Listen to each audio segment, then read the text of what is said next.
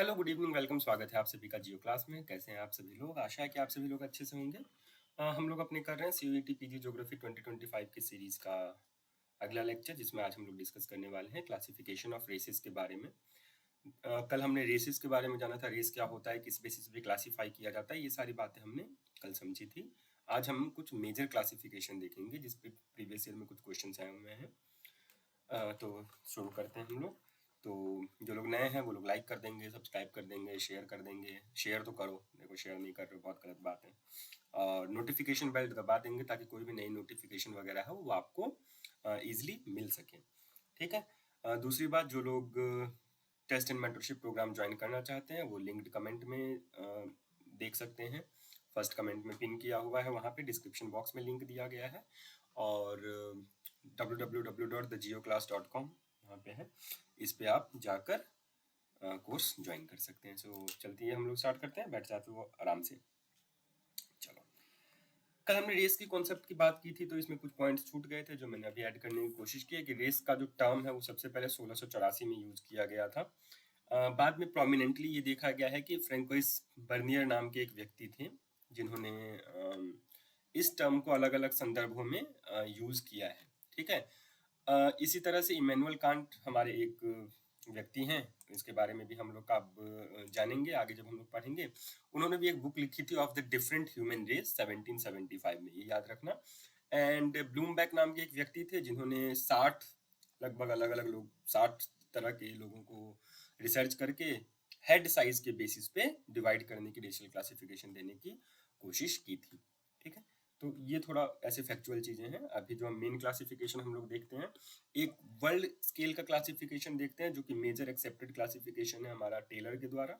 And एक भारत में Risley ने क्लासिफिकेशन दिया था, वो देखते हैं। तो दो मेजर क्लासिफिकेशन हमको देखना पड़ता है, बाकी एक दो छोटे छोटे भी इसमें आएंगे। ठीक है, चलो शुरू करो। देखो, सबसे पहले हेडन नाम के व्यक्ति थे। हेडन ने क्लासिफिकेशन दिया था जो कि उन्होंने हेयर के बेसिस पे दिया था। ये टर्म्स मैंने आपको कल भी बताया था, लियोट्रिची, कीमोट्रिची एंड यूलोट्रिची। लियोट्रिची मतलब स्ट्रेट बाल, क्यूमोट्रिची मतलब वेवी बाल, एंड यूलोट्रिची मतलब वुलन, जैसे उलझा हुआ जिस तरह का बाल होता है उस तरह का बाल। ठीक है। तो उसके बेसिस पे किसने डिवाइड किया है? हडन ने डिवाइड किया है। कैसे हैं? जो मोंगोलाइड, पॉलिनेशियन, एमेरिंड्स ये लोग होते हैं, ये बेसिकली लियोट्रिची होते हैं। ठीक है, इनका स्ट्रेट हेयर होता है। वहीं कॉकोसाइड, प्री द्रविडियन एंड ऑस्ट्रोलाइट प्रजाति जो ये रेसेस हैं, उनके लोग कीमोट्रिची होते हैं। एंड निग्रिटो, निग्रोइड जो लोग होते हैं उनके लोग यूलोट्रिची होते हैं। तो इस पे क्वेश्चन आपको ये बन सकता है कि on the basis of hair किसने क्लासिफाई किया था, यूलोट्रिची क्या होता है ना। मैच द कॉलम आ जाएगा, मोंगोलाइड, कॉकोसाइड एंड निग्रोइड। सामने आपको दे दिया होगा लियोट्रिची, कीमोट्रिची, यूलोट्रिची, मैच द कॉलम। ठीक है, तो ये आपको याद कर लेना है। अगला क्लासिफिकेशन हम लोग देखते हैं, ये थोड़ा ध्यान से आप लोग सुनेगा। इसको हम लोग टेलर्स क्लासिफिकेशन, ग्रिफिथ टेलर नाम के एक हमारे रहे हैं व्यक्ति, उन्होंने एक रेसिस का क्लासिफिकेशन किया है। 1919 में इन्होंने एक काम किया था जिसमें इन्होंने रेस को क्लासिफाई करने की कोशिश की थी, जिसका इन्होंने नाम रखा था migration zone theory of racial evolution. ठीक है, क्या नाम रखा था? Migration zone theory of racial evolution. ठीक है, 1919 में इन्होंने ये कॉन्सेप्ट किया था। इसको most famously zone and strata theory के नाम से जाना जाता है। ठीक है, जॉन एंड स्ट्रेटा थ्योरी के नाम से इसको जाना जाता है। इसी को क्रेडल लैंड थ्योरी के नाम से भी बहुत जगह यूज किया जाता है। तो अगर आपसे पूछ ले जॉन एंड स्ट्रेटा थ्योरी किसने दिया था, तो यू शुड नो कि टेलर का क्लासिफिकेशन वो पूछ रहे हैं। और ये किस में है? Migration zone theory of racial evolution में है। 1919 में टेलर ने इसको विभाजित किया था। अब इसने क्या किया था? इसने मूल रूप से cephalic index and hair structure तो देखा ही, जो इनका मेन डिवीजन का बेसिस बना वो hair structure and cephalic index बना। ठीक, लेकिन इन्होंने क्या बताया? इन्होंने एक बात बताई कि इंसान की जो उत्पत्ति हुई थी वो एक ही इलाके में कहीं हुई होगी। एंड वो इंसान क्या किया है? वो माइग्रेट किया है। यहाँ से चलते चलते आइस एज के बाद जब ह्यूमन इवोल्यूशन हुआ, उसके बाद ह्यूमन ने माइग्रेट करना शुरू किया। जैसे पंछियां होती हैं, एक जगह से दूसरी जगह तक जाते हैं, वैसे इंसान भी एक जगह से हजारों किलोमीटर तक चल बल के गए और वहां पे फिर अलग अलग सभ्यताएं बनी। तो उसने क्या कहा? इस क्रेडल लैंड से जितना दूर जाते गए, जितना दूर जाते गए, जितनी जो दूर हमारी रेस मिलती गई, उसके बेसिस पे क्लासिफिकेशन बताने की कोशिश की थी। इन्होंने वर्ल्ड को अलग अलग जोन्स में डिवाइड किया, अलग अलग स्ट्रेटा में कहो तो डिवाइड किया। एंड वहां पे कौन सा प्रीडोमिनेंटली रेशियल ग्रुप रहता है, कौन सा रेस वहां पे प्रीडोमिनेंटली रहता है, उसको उन्होंने बताने की कोशिश की। तो इसके बेसिस पे इन्होंने 5 रेसेस में डिवाइड किया है पूरे ग्लोब को। किसके बेसिस पे? जो इनका main cephalic index and hair structure है उसके बेसिस पे, और दूसरा माइग्रेशन कितनी दूर तक किया है, माइग्रेशन कितना पुराना है, ठीक है, वो इसके बेसिस पे, ठीक है। तो इसके बेसिस पे इन्होंने कुछ पार्ट में बांटे थे। तो ये अगर देखो तो यहाँ पे ये क्रेडल लैंड है ना, ये क्रेडल लैंड है। इनका ये मानना था कि ये वाला जो भाग है वो क्रेडल लैंड है, यहाँ से उत्पत्ति हुई होगी और यहाँ से ये दूर गए थे, यहाँ से ये चल के इधर गए, इधर गए, इधर गए, इधर गए, ऐसे ऐसे, ठीक, सॉरी, इस तरह से वो चल चल के गए। दूसरी बात उन्होंने क्या कही थी, ऑर्डर ऑफ स्ट्रेटा बताया था कि जो जब हम लोग यहाँ से ऐसे जाते हैं तो जैसे जैसे हम दूर जा रहे हैं वैसे वैसे अलग अलग स्ट्रेटा में डिवाइड होते जा रहे हैं, ठीक है। Alpine, late early Alpine, late Alpine, है ना, मेडिटेरियन, ऑस्ट्रोलाइट, निग्रो, निग्रीटो, इस तरह से इन्होंने डिवाइड किया, अलग अलग स्टेटा में बांटा और ये देखा कि क्रेडल लैंड से वो लोग कितनी दूर गए, ठीक है, क्रेडल लैंड से उनकी डिस्टेंस कितनी है। तो इसके बेसिस पे, टाइम के बेसिस पे, देखो ये टाइम का बेसिस है, इसके बेसिस पे उन्होंने क्या किया, डिवाइड किया वर्ल्ड को इन डिफरेंट स्ट्रेटा। तो यही जानेंगे कि ये अर्ली एल्पाइन वगैरह ये सब क्या है, ओके। चलो इसको यहां से हम लोग करते हैं, ठीक।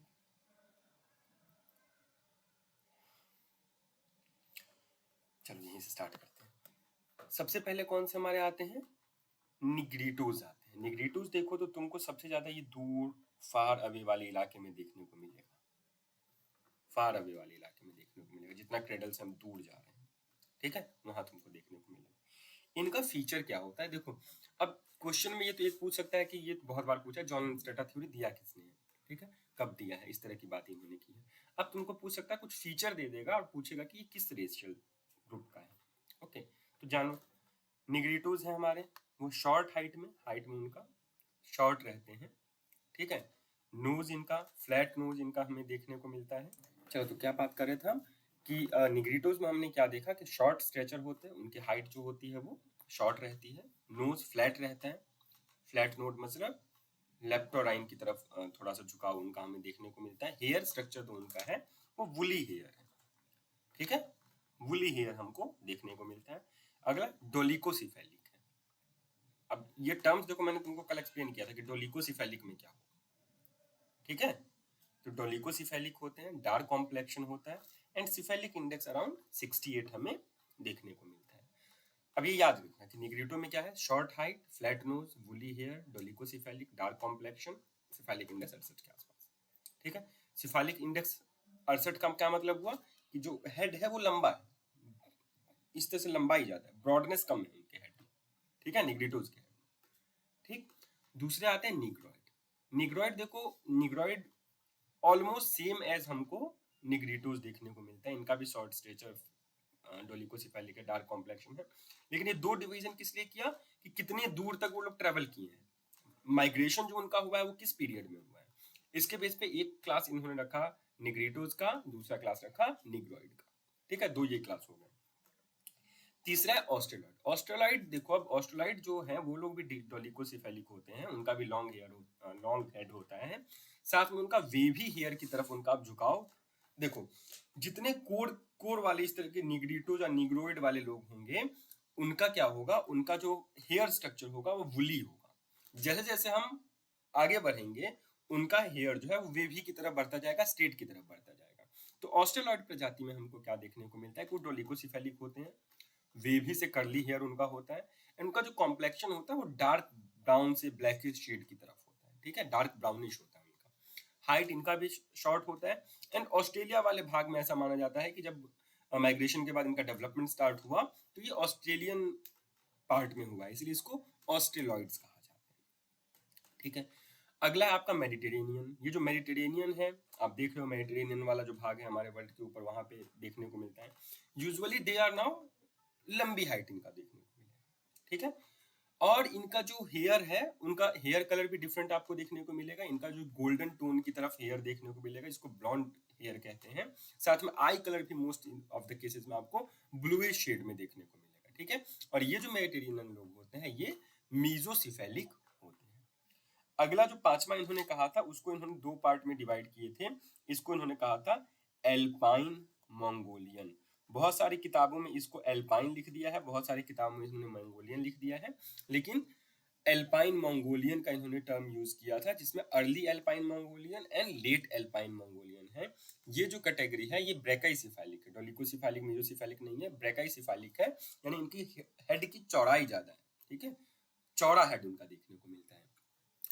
मिजोराइन है, मिजोराइन आपको पता है राइन का संबंध किससे होता है ना, बताए थे, बताओ। उसके बाद वेवी हेयर इनका देखने को मिलता है। अब हेयर जो है वो स्ट्रेट ज्यादा देखने को मिलेगा, वेव देखने को मिलेगा। ये लाइट ब्राउनिश एंड किस कॉम्प्लेक्शन के होते हैं, थोड़े फेयर कॉम्प्लेक्शन की तरफ, ब्राउन येलोइश कॉम्प्लेक्शन की तरफ इनका हमें कॉम्प्लेक्शन देखने को मिलता है। इनकी height usually medium to low ही रहती है। तो इस पांच टाइप में, या यूं कहा तो पांचवी का तो पार्ट हमने कर दिया अर्ली एल्पाइन लेट एल्पाइन, लेकिन मूल रूप से उसने यही पांच भागों में डिवाइड किया था। कौन कौन सा? Negritos, Negroids, Australoid, Mediterranean and Alpine Mongolian. ठीक है, ये पांच क्लासिफिकेशन किसका है? ये हमारे टेलर भाई साहब का है।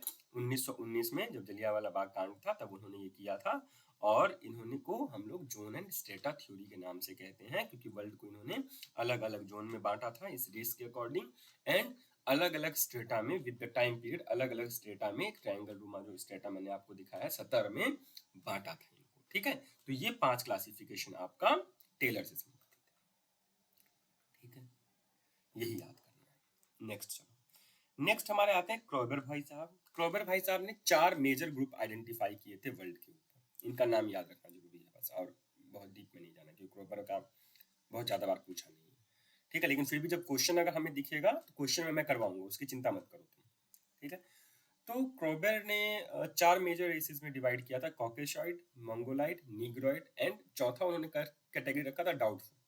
उन्होंने कहा था कि तीन तो क्लियर है कि वर्ल्ड पे हमें मिलता है, कॉकोसाइड्स मिलते हैं, मंगोलाइड्स मिलते हैं, निग्रॉइड्स मिलते हैं। अब इनका जो ये मेजर क्लासिफिकेशन था ये स्किन कलर के बेसिस पे इन्होंने करने की कोशिश की। निग्रॉइड्स डार्क कॉम्प्लेक्शन, मंगोलाइड थोड़ा लाइट कॉम्प्लेक्शन एंड कॉकोसाइड ज्यादा लाइट कॉम्प्लेक्शन। अब जो चौथा ग्रुप इन्होंने रखा जिसको ये अच्छे से आइडेंटिफाई नहीं कर पाए, इसको इन्होंने फिर से चार भाग में डिवाइड किया। इसको सब ग्रुप कहता है, फोर्थ का सब ग्रुप जो डाउटफुल क्लासिफिकेशन है, उसमें ऑस्ट्रोलाइड आते हैं, वेडॉइट आते हैं, पॉलिनेशियन आते हैं और आइनू आते हैं। आइनू लोग ये जापान के आसपास के जो क्षेत्र है जिसमें मिक्सचर ऑफ रेसेस आपको देखने को मिलता है। अच्छा, फोर्थ जो कैटेगरी था वो मिक्सचर ऑफ रेसेस था। इन्हीं तीनों रेसेस के मिक्सचर से अगर कुछ अलग अलग बने हैं तो उनके बारे में हमने चर्चा की थी। तो ऑस्ट्रोलाइड, वेडॉइट, पॉलिनेशियन, पॉलिनेशियन ये जो इंडोनेशिया वाला भाग, हमारा मलेशिया इंडोनेशिया वाला भाग है, इस तरफ के लोगों को कहा था, एंड आइनू जो जापान के लोग थे उनके लिए उन्होंने यूज किया था। तो क्रॉबर ने ये चार क्लासिफिकेशन दिए थे, कॉकोसाइड, मंगोलाइड, निग्रॉइड्स एंड अदर्स। अदर्स भी चार भाग में थे, ऑस्ट्रोलाइड, वेडॉइट्स, पॉलिनेशियन एंड आइनू। ये याद करना है, ये आंख बंद करके भी याद होना चाहिए। ठीक है, कॉकोसाइड, मंगोलाइड, निग्रॉइड, अदर्स। अब अदर्स को चार भाग में, ऑस्ट्रोलाइड, वेडॉइट, पॉलिनेशियन एंड आइनू। आप लोग कहते हो याद नहीं रहता है, ऐसे याद होगा। कैसे याद होगा? बोलो फिर से, कॉकोसाइड, मंगोलिया, निग्रॉइड्स, अदर। निग्रॉइड्स में कौन कौन से? Australoid, Veddoid, Polynesian and Ainu. ठीक है, ऐसे पुराना वाला आपको याद करना है, Negrito, Negroids, Australoid, Mediterranean and Alpine Mongolian. तो ऐसे आपको याद करना पड़ेगा। चलो नेक्स्ट है, अब ये दो तीन जो मेजर क्लासिफिकेशन है वर्ल्ड लेवल का है। अब आते हैं इंडिया। अब इंडिया आपको पता है कि इंडिया क्या था? ब्रिटिश कॉलोनियल थे हम लोग, कॉलोनी थे ब्रिटिश के। तो ब्रिटिशर्स ने यहाँ के रेसिस को समझने की, क्लासिफाई करने की अपने अपने बेसिस पे कोशिश की थी, जिसमें रिस्ले नाम के एक व्यक्ति थे, वो काफी इस मामले में इनको अच्छा माना जाता है। 1901 के सेंसस पे, 1901 की जनगणना का उन्होंने बेस बना के भारत के पॉपुलेशन को 7 भागों में मुझे लगता है बांटा है, अभी देख लेंगे कितने भाग हैं, 7 भागों में डिवाइड किया है। ये 7 रेशियल क्लासिफिकेशन ऑफ इंडिया एक इंपॉर्टेंट रेशियल क्लासिफिकेशन था। इसमें तो फर्स्ट 3 रेशियल क्लासिफिकेशन है, ठीक है, वो कोर रेस है, जिसको उसने इंडिविजुअल रेस कहा था। एंड बाकी जो इंडिया में 4 रेसेस मिलते हैं वो इन्हीं रेसेस के आपसी इंटरेक्शन, आपसी मिक्सचर के कारण हमें देखने को मिलता है। ठीक है, पहला कौन सा है? Indo Aryan. अब इंडो आर्यन जो लोग हैं, इसका अब आर्यन थ्योरी में हम लोग नहीं पढ़ेंगे, बहुत बेकार चीज हो जाता है, फिर लंबी चर्चा चल जाती है। जो इंडो आर्यन लोग थे वो बेसिकली वो लोग थे जो हमारे नॉर्दर्न इंडिया के जो बॉर्डर स्टेट्स हैं वहां पे बसे हुए हैं, जो करंट बॉर्डर स्टेट है। उस समय की बात करो 1901 की, तो हमारा ये हम लोग अखंड भारत वाली बात कर रहे हैं, तो पाकिस्तान वाले हिस्सों को भी लेते हुए हम लोग देख रहे हैं। तो उसमें क्या देख रहे हैं कि इंडो आर्यन टाइप पहला इन्होंने क्लासीफाई किया, जो कि लंबे थे। पठान लोगों को आपने देखा होगा, उस टाइप के कुछ लोग थे। लंबा सर था, लंबा नोज था, फेयर गोरा कॉम्प्लेक्शन देखने को मिलता था, और आंखें डार्क ब्लैक या ब्राउनिश देखने को मिलती थी। ठीक है, ये पटना कहाँ से आ गया? तो ये राजस्थान, पंजाब, कश्मीर वैली, सिंध वाला जो पार्ट है पाकिस्तान का, इस क्षेत्र में ये रेस हमको देखने को मिला है। कौन सा रेस? Indo Aryan race. ठीक है, अगला कौन सा है? Mongolian race. मंगोलियन रेस फिर वही ब्रॉड हेड होता है, ब्रॉड नोज होता है। ठीक है, फाइन टू ब्रॉड नोज होता है, शॉर्ट मीडियम स्ट्रेचर होते हैं, मतलब लंबाई बहुत ज्यादा नहीं होती, बहुत शॉर्ट नहीं होता है, एंड आई ऑब्लिक होता है। ठीक है, आई जो हमारा है, आई का स्ट्रक्चर जो है वो ऑब्लिक होता है। ठीक, एफिसिनेथिक फोल्ड उसमें हमको देखने को मिलता है, येलोइश कॉम्प्लेक्शन हमको देखने को मिलता है। और हमारा जो ये नॉर्थ ईस्ट इंडिया वाला भाग है, बर्मा वाला भाग है, म्यांमार वाला भाग है, ये वाले भाग में मूल रूप से हमारे मंगोलियन रेस के लोग इंडिया में देखने को मिलते हैं। Okay, being very sensitive here कि ये देखो, अभी जब हम लोग पढ़ रहे हैं तो हम लोग क्या समझने की कोशिश कर रहे हैं कि ये एक जेनेटिक कॉम्पोजिशन है, ये जीन्स के द्वारा हमारे अंदर आया है। किस पे डिपेंड करते हो? वहाँ के टेम्परेचर कंडीशन पे, वहाँ पे फूड कंडीशन पे, वहाँ के मॉइस्चर और वेजिटेशन, मतलब ह्यूमन हमारा बॉडी कैसे अडेप्ट करता है। अगर आप लोग डार्विन की बात को समझिए तो बॉडी कैसे अडेप्ट करता है? बॉडी आगे ही तभी बढ़ सकता है, कोई स्पीसीज आगे ही तभी बढ़ सकता है जब वो अपने बॉडी को चेंज करता है ना। हमारे रिलीजियस टेक्स्ट में भी होता है परिवर्तन ही नियम है। तो अगर ऐसे साइंटिफिकली समझे तो क्या इसको हम लोग किससे डिनोट करेंगे? अडेप्टेशन से डिनोट करेंगे, कि जो बदलते हुए पर्यावरण को, बदलते हुए परिप्रेक्ष्य को स्वीकार कर लेता है वो बच जाता है। तो अभी मैं कह रहा हूँ क्रेडल एक ही था, तो सभी लोगों को एक जैसे होने चाहिए, but they moved out from cradle. वो अपने जो कोर स्थान जहाँ पे उनका जन्म हुआ, जहाँ पे मानव सभ्यता की उत्पत्ति हुई, उससे वो दूर चले गए, कहीं और चले गए।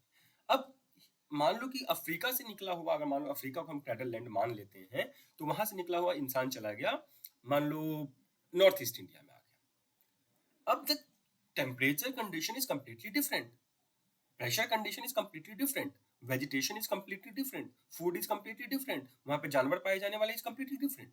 अब बॉडी क्या करेगा? एडजस्ट करने की कोशिश करेगा टू दैट इन्वायरमेंट। स्नो है, स्नो से आंखों को बचाने की कोशिश करेगा। ठीक है, तो इन सारे रीजन के कारण, अब जैसे हमारा अपेंडिक्स होता है, ठीक है, वो फंक्शनल ही नहीं है, हम क्लोरोफिल को नहीं बचा सकते। रफेज की तरह आज हम लोग क्लोरोफिल को खाते हैं। टेल होता था पूछ इंसान का, अभी वो टेल बोन है हमारा, लेकिन टेल गायब हो गया। हमारे हाथ से हम लोग पेड़ चढ़ने की कोशिश करते तो हमारे हाथ डेवलप हो गए। अब हम लोग ऐसे करके सेल्फी लेते हैं, तो अब हो सकता है ऐसे करके चलता रहे तो कुछ हजार साल बाद हमारा हाथ ऐसी ऐसी रहे, ऐसे निकले फोन पकड़ने के लिए, सेल्फी लेने के लिए ना। तो इस तरह से डेवलप होता है। बट वर्ल्ड में क्या हुआ कि रेस, अब ये हम थोड़ा डाइवर्ट हुए हैं, but this is important to discuss, race अब डिस्क्रिमिनेशन का कारण बन गया। रेस एक डिस्क्रिमिनेशन का कारण बन गया एट मल्टीपल लेवल्स, है ना। मल्टीपल लेवल्स पे वो डिस्क्रिमिनेशन होने लग गया। क्यों मल्टीपल लेवल पे डिस्क्रिमिनेशन? व्हाइट लोगों ने व्हाइट सुप्रीमेसी की बात कर दी, व्हाइट लोग सुप्रीम। आपने स्लेवरी की हिस्ट्री को आप पढ़ेंगे तो कांप जाएंगे। लोगों को खरीदे जाते थे, जैसे जानवरों को खरीदा जाता है, उससे बदतर स्थिति की जाती थी, लोगों को खरीदा जाता था। That was a time. ठीक है, व्हाइट सुप्रीम है। आज भी यूएसए के बहुत सारे लोगों को व्हाइट सुप्रीमिस्ट उनका दिमाग चलता है कि हम लोग सुप्रीम है। इंडिया में भी ये प्रॉब्लम है, वी ऑल आर फाइटिंग। नीचा दिखाने से हम लोग कतई वही नहीं करते, but this is a racial feature. हम बच ही इसलिए गए, हम सरवाइव ही इसलिए कर गए बिकॉज हमारी बॉडी ने चेंजेस किया, चेंजेस को अडॉप्ट किया, है ना, इसीलिए हम लोग बच गए, नहीं तो हम बचते ही नहीं। That becomes thing to discriminate. हमारे नॉर्थ ईस्ट के जो लोग बाहर निकलते हैं, they face too much discrimination outside. Delhi university जैसे जगहों पे, जेएनयू जैसे जगहों पे, बीएचयू जैसे जगहों पे, बड़े बड़े मार्केट्स में, बड़े बड़े जगहों पे they are facing discrimination among पढ़े लिखे लोग, those who know. So we should be very sensitive towards talking on these topics, क्योंकि ये डिस्क्रिमिनेट करने की तो चीज ही नहीं है ना। ये तो एक ऐसी चीज है कि जरूरी चीज है बॉडी जरूरी चीज है ह्यूमन इवोल्यूशन के लिए, हम भी बदल जाएंगे। टेम्परेचर बढ़ने लग जाए, टेम्परेचर कंडीशन बहुत हाई होने लगे, तो नॉर्थ में जो रहने वाले गोरे लोग हैं वो भी ब्लैक हो जाएंगे, डार्क कॉम्प्लेक्शन हो जाए आने वाले सैकड़ों सालों में। तो इसीलिए यू आर स्टडिंग, आप पढ़ रहे हो, तो मेरी आपसे उम्मीद है कि इस तरह की चीज़ों को आप अवॉइड करोगे अपने लाइफ में आगे। ये जो कलर के बेसिस पे सुप्रीमेसी, हाइट के बेसिस पे सुप्रीमेसी, कौन कैसा दिखता है उसके बेसिस पे आपके दिमाग में, सबके दिमाग पे सुप्रीमेसी भरी हुई है ना। बॉर्न बर्थ आपका किस कास्ट क्रीड में हुआ है उसके अकॉर्डिंग आपकी सुप्रीमेसी भरी हुई है दिमाग में। तो आई होप कि आप लोग पढ़ इसीलिए रहे हो कि इन सब चीज़ों से ऊपर उठ सको, ठीक है। तो मैं ये एक्सपेक्ट करता हूँ कि आप लोग जब बाहर जाएं, यूनिवर्सिटी में जाएं, दुनिया में जाएं, तो please be sensitive to everyone, क्योंकि no one should be discriminated, specially in country like India, है ना। चलो, ये तो कुछ मोरल बातें थी जो जरूरी होती हैं।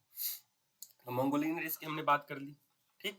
अगला रेस कौन सा है हमारा? अगला है Dravidian race. Now Dravidian people वो है जो कि हमारे ऐसा माना जाता है कि they are Indian true aboriginals, मतलब वो ऐसे लोग हैं जो कि ट्रूली इंडिया में, वो बाहर से बहुत पहले आ गए थे या फिर उनकी उत्पत्ति ही इस भाग में हुई है, ऐसा माना जाता है, ठीक है। तो ये शॉर्ट स्टेचर, इनकी हाइट बहुत ज़्यादा नहीं होती है, नोज जो होता है वो लॉन्ग होता है, हेड भी इनका लॉन्ग होता है, हेयर कर्ल की तरफ टेंड कर रहा होता है, वैसे वेवी एंड कर्ली होता है, एंड डार्क कलर्स होते हैं, ठीक है। साउथ में, ये साउथ ईस्टर्न पार्ट में, साउदर्न पार्ट में इंडिया के हमें मिलते हैं। ये 3 कोर रेस ऑफ इंडिया इन्होंने माना था। अगले जो 3 रेस हैं हमारे, इन तीनों को इन्होंने मिक्सचर ऑफ द रेसेस माना है, ठीक है। तो पहला है सिंथियो द्रविडियन रेस। ये लॉन्ग हेड के नाम याद कर लो, अंदर क्या है वो तो पढ़ ही लोगे, ये वाला भी पीपीटी में अपलोड कर दूंगा www.thegeoclass.com पे, वहां पे नीचे जाना तो एक सेक्शन बना हुआ है हैंडआउट्स, उसमें देख लेना, वहां पे मैं ये अपलोड कर दूंगा, ओके। तो ये सिंथो द्रविडियन है अगला रेस हमारा। अब इसके अंदर में नहीं जाऊंगा, तुम लोग देख लो कि लॉन्ग हेड होते हैं, मीडियम नोज होता है, फेयर कॉम्प्लेक्शन होते हैं जो सिंथियो द्रविडियन होते हैं, है ना। कहाँ पे मिलते हैं? गुजरात और कुर्ग का जो ये प्रदेश वाला भाग है, यहाँ पे हमको यूजुअली देखने को मिलता है। नेक्स्ट क्या है? Aryo Dravidian. अब Aryo Dravidian as name suggest, Aryan and Dravidian की इंटरमिक्सिंग से, ब्रीडिंग से ये रेस हमको देखने को मिलता है। लॉन्ग मीडियम हेड होता है, स्किन कलर लाइट ब्राउन से डार्क की तरफ होता है, नोज मीडियम होता है लेकिन चौड़ा होता है, ठीक है।